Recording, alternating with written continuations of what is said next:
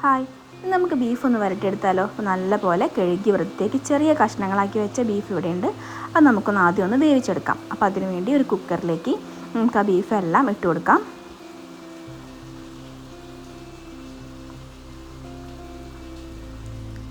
അതിനുശേഷം അതിലേക്ക് ആവശ്യത്തിന് ഉപ്പ് ചേർത്ത് കൊടുക്കാം.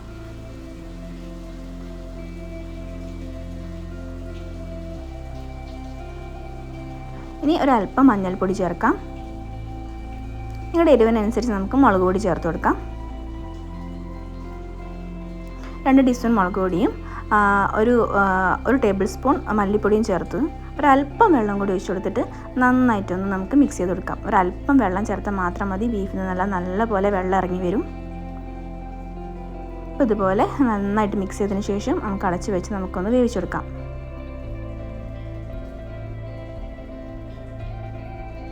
ഒരു 6-7 വിസിലായപ്പോഴേക്കും ബീഫൊക്കെ നല്ലപോലെ വെന്ത് വന്നിട്ടുണ്ട്. അതുപോലെ നല്ലപോലെ വെള്ളം എല്ലാം ഇറങ്ങി വന്നിട്ടുണ്ട്. ഇന്നിവിടെ മാറ്റി വയ്ക്കാം. ഇനി ഒരു പാൻ എടുക്കാം. അതിലേക്ക് നല്ല വെളിച്ചെണ്ണ ഒഴിച്ചു കൊടുക്കാം.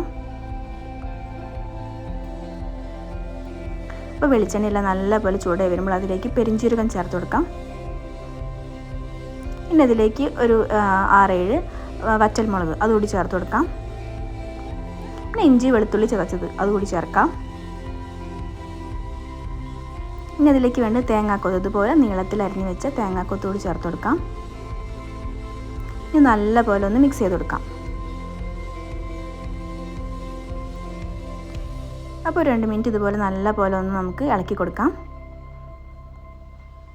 ഇനി അതിലേക്ക് വേണ്ടി ധാരാളം ചെറിയുള്ളിയാണ്. അതുപോലെ കഷ്ണങ്ങളാക്കി അരിഞ്ഞ് വെച്ചതാണ്. ചെറിയുള്ളി ചേർക്കുമ്പോഴായിരിക്കും ഇതിന് പ്രത്യേക ഫ്ലേവർ. ഇനി അതിലേക്ക് ഒരല്പം കറിവേപ്പില കൂടി ചേർത്ത് കൊടുക്കാം. 3-4 പച്ചമുളക് അതുകൂടി ചേർത്ത് കൊടുത്തതിന് ശേഷം നല്ലപോലെ ഇളക്കി വഴറ്റി യോജിപ്പിച്ച് കൊടുക്കാം. അപ്പോൾ ഈ ഉള്ളിയെല്ലാം നല്ലപോലെ ഒന്ന് വഴന്ന് വരണം. അതുവരെ നമുക്കൊന്ന് ഇളക്കി കൊടുക്കാം.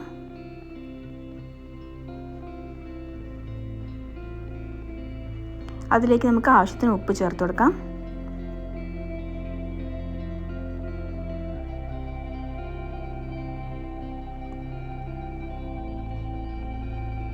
അപ്പോൾ നല്ലപോലെ ഇളക്കി യോജിപ്പിച്ച് കൊടുക്കാം. നല്ലപോലെ വഴന്ന് വരണം. ഈ ചെറിയുള്ളി ചേർക്കുമ്പോഴായിരിക്കും ഈ കറിക്കൊരു നല്ല ഫ്ലേവർ ഉണ്ടാവുക. നമുക്ക് സവാളയും ചേർക്കാം, പക്ഷേ അതിന് കൂടെ ബെറ്റർ നമുക്ക് ഈ ചെറിയുള്ളി ആയിരിക്കും. അപ്പോൾ ഉള്ളിയെല്ലാം നല്ലപോലെ വഴന്ന് വന്ന് കഴിഞ്ഞാൽ നമുക്ക് 2 തക്കാളി ചെറിയ കഷ്ണങ്ങളാക്കി അരിഞ്ഞ തക്കാളി അതുകൂടി ചേർത്ത് കൊടുത്തതിന് ശേഷം വീണ്ടും ഒന്ന് വഴറ്റിയെടുക്കാം. ആ തക്കാളി എല്ലാം ഒന്ന് ചെറിയ രീതിയിലൊന്ന് ഉടഞ്ഞ് കിട്ടണം. അതിന് വേണ്ടി നമുക്ക് അല്പസമയം ഒന്ന് അടച്ച് വെച്ച് വേവിച്ചെടുക്കാം. അത് 2 മിനിറ്റ് കഴിയുമ്പോൾ നല്ലപോലെ തക്കാളിയെല്ലാം ഉടഞ്ഞ് വന്നിട്ടുണ്ടാകും.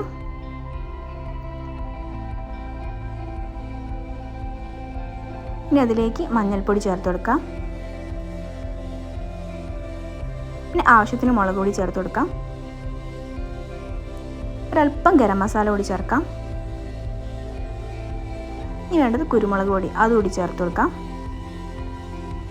ഇനി നന്നായിട്ട് ഇളക്കി കൊടുക്കാം. മസാലയുടെ പച്ചമണമൊക്കെ മാറുന്ന വരെ നല്ലപോലെ ഇളക്കി കൊടുക്കാം.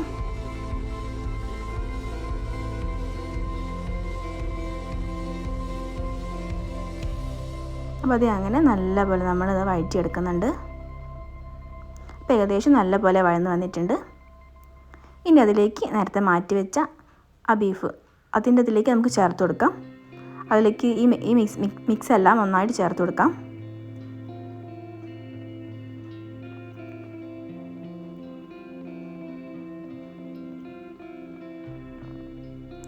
അങ്ങനെ എല്ലാം ചേർത്ത് കൊടുത്തതിന് ശേഷം നല്ലപോലെ ഇളക്കി കൊടുക്കാം. ഇനി അതിൽ കിടന്ന് ഇതൊന്ന് കുറുകി വരണം. നമുക്കതൊന്ന് കുറുക്കിയെടുക്കാം. നല്ലപോലെ തിളച്ച് വന്നിട്ടുണ്ട്. ഇടയ്ക്കിടയ്ക്ക് ഇതുപോലെ ഇളക്കി കൊടുത്ത് നമുക്കൊന്ന് വരട്ടിയെടുക്കാം.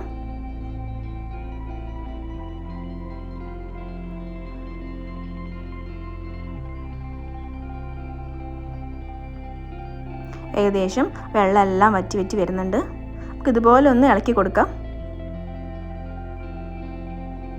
അപ്പോൾ ഇത്രയേ ഉള്ളൂ. നമുക്ക് ഇതുപോലെ നന്നായിട്ടൊന്ന് കുറുക്കിയെടുക്കാവുന്നതേ ഉള്ളൂ. അപ്പോൾ ഏകദേശം നമ്മുടെ അത് ആയിട്ടുണ്ട്. ഇനി അതിലേക്ക് ഒരു ടേസ്റ്റിന് വേണ്ടിയിട്ട് സവാള ഒന്ന് ജസ്റ്റ് ഒന്ന് കട്ട് ചെയ്തത് അതുകൂടി ചേർത്ത് കൊടുത്തതിന് ശേഷം നല്ലപോലെ ഇളക്കി കൊടുക്കാം. അപ്പോൾ ഇത്രയേ ഉള്ളൂ, നമ്മുടെ ബീഫ് വരട്ടിയത് റെഡി ആയിട്ടുണ്ട്. ഇനി ബീഫ് കിട്ടുമ്പോൾ എല്ലാവരും ഇങ്ങനെയൊന്ന് ചെയ്ത് നോക്കുക, നല്ല ടേസ്റ്റാണ്. അപ്പോൾ ഇത്രയേ ഉള്ളൂ നമ്മുടെ ഇന്നത്തെ റെസിപ്പി. എല്ലാവരും ട്രൈ ചെയ്യണം. ട്രൈ ചെയ്തിട്ട് അഭിപ്രായം പറയണം. നല്ല ചോറിനും പൊറോട്ടയ്ക്കും ചപ്പാത്തിക്കും കൂട്ടി കഴിക്കാൻ അടിപൊളി ടേസ്റ്റാണ്. അപ്പോൾ ഞങ്ങളുടെ ചാനൽ ഇഷ്ടമായാൽ ഷെയർ ചെയ്യുക, സബ്സ്ക്രൈബ് ചെയ്യുക, ലൈക്ക് ചെയ്യുക. പുതിയ വീഡിയോ ആയിട്ട് വീണ്ടും വരാം. ബൈ.